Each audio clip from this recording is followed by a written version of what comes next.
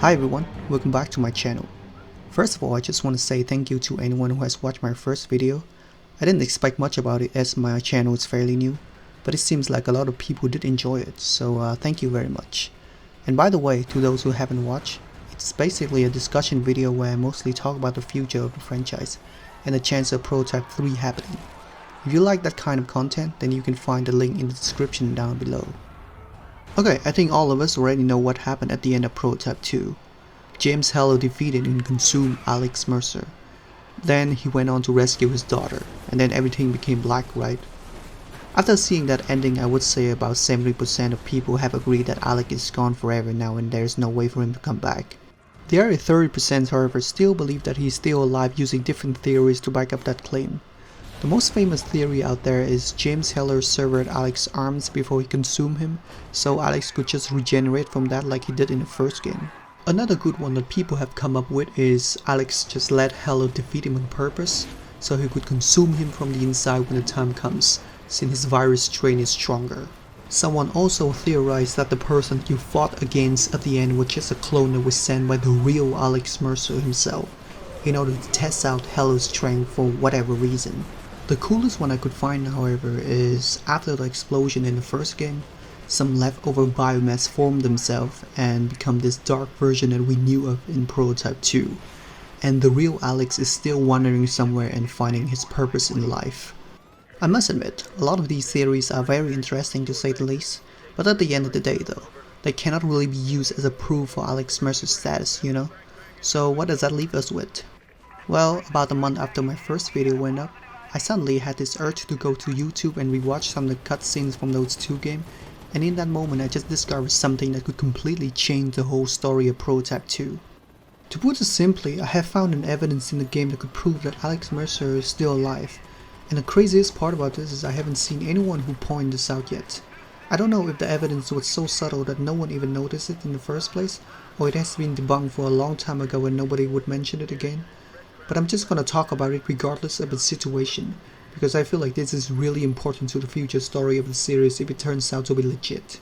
Alright, before I discuss it in detail, there are two cutscenes that on show, one from the first game and one from the second.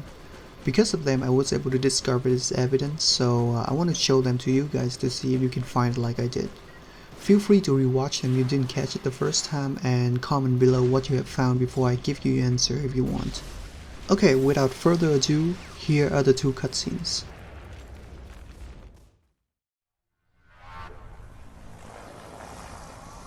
I need your help.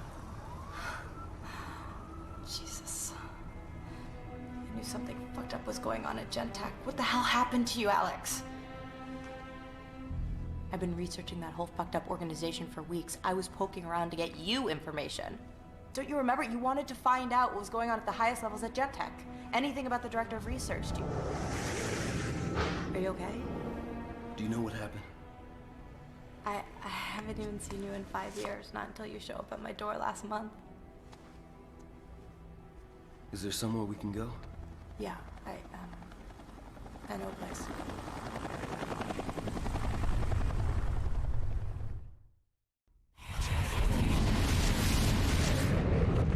This is no one's fault but your own. You do understand that? I understand that I had a brother once, a boy named Alex. A boy that used to play games with me and go skating with me and watch scary movies with me. I understand that Alex is dead now. I am no longer bound by life or death, Dana. I've moved beyond that. Heller has as well. He just doesn't realize it yet.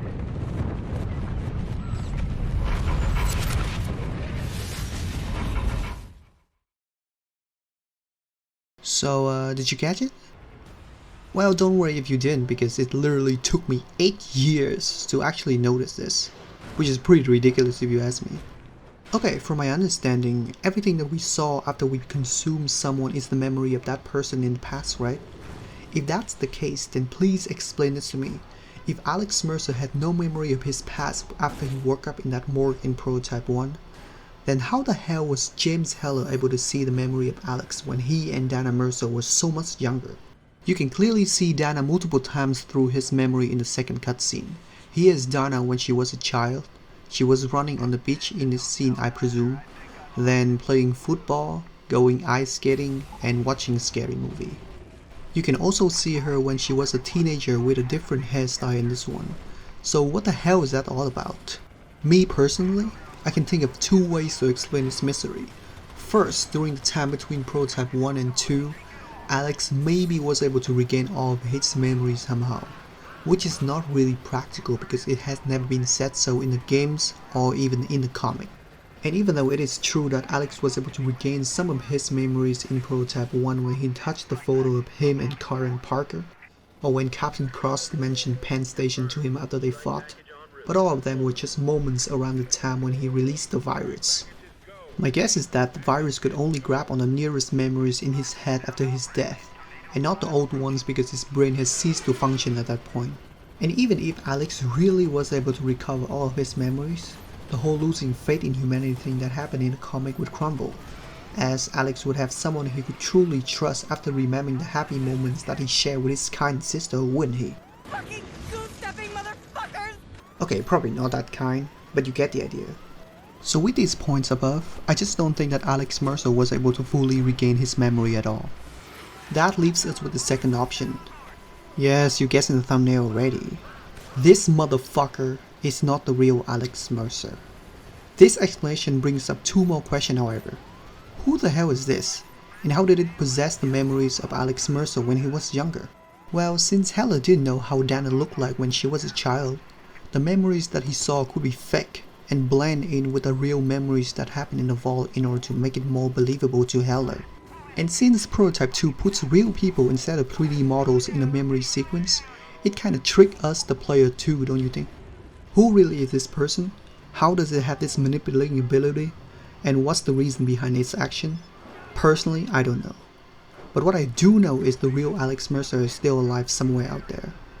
With the question to where he was exactly, then I guess we'll have to wait for Prototype 3 to find out, assumingly if that game's gonna see the light of day anytime in the future. There's one more thing I want to discuss surrounding the evidence.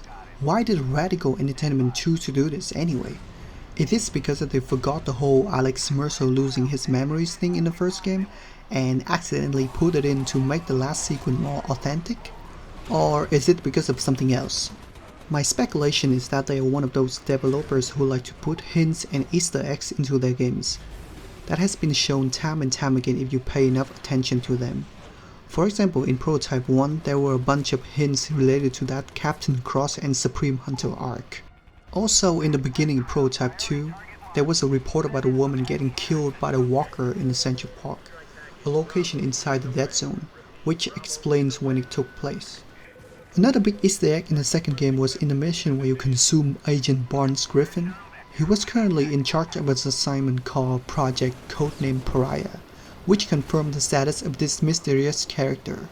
Because of these small details, I totally believe that the young Dana Mercer scene was completely intentional, and they were using it to build up the story of Prototype 3.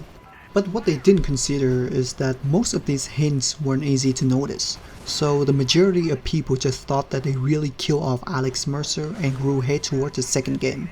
Thus the sale numbers were not great. Then Activision reduced the staff of the developer, and the rest is history. Am I giving this guy a bit too much credits? Maybe, but I honestly think that's how it went down. They probably thought killing Alex would create a shock value in order to get more people in the series, and then bring him back to the third game later to make the fans excited again. But then it got backfired on them and now all we have left is hopes and dreams. One last thing before I go. I know this hint is completely reaching, but I'm gonna mention it anyway. Did you notice that in the first game, all of Alex Mercer's power were mostly black? But in the second, they had this red lava color mixed in. I mean, you could just say that the virus evolved and received that color over time. Or it's just an aesthetic change that the developer chose to make the powers look more badass. But is it really the case though? I'm just gonna leave it there for you to decide what could that really be. And that's it for this video. Please tell me what you guys think about it. Do you think that the evidence that I found is legit or not? And if it is, does it change the way you see the story of Prototype 2? Leave your comment down below and I'll be sure to reply to them as soon as I can. Thank you for watching and I'll see you in the next one.